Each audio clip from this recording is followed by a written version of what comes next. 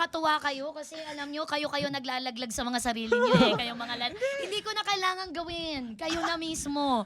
Kaya pag Hindi, uwi ano nyo lang naman to, mga experience. Pass na yun, pass na. experience. Tsaka alam din naman ni Mrs. Oo. Oo. Ngayon pa lang niya nalalaman. Tsaka alam natin naman ni Mrs.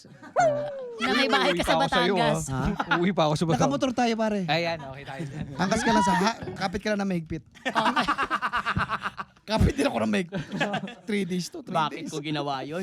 3 days to 3 days. Pero at the end of the day, parang mas gusto ko yung kwento ng mga lalaki. Parang ang sarap sumama. Ang mga barkada ko kasi lalaki din. Growing up. So parang pag sumasama ako sa kwento, ang pinag-uusapan nyo, tao oo, pero kadalasan mas yung issue. Kunyari, may nagkahiwalay, meron nagkaroon ng torototan, yung Oo. third party.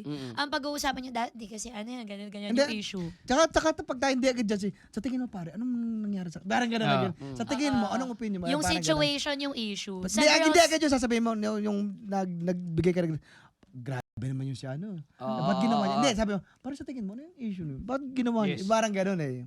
Yung parang ipunin niyo muna lahat, tapos Bata. saka nyo i-analyze. Sa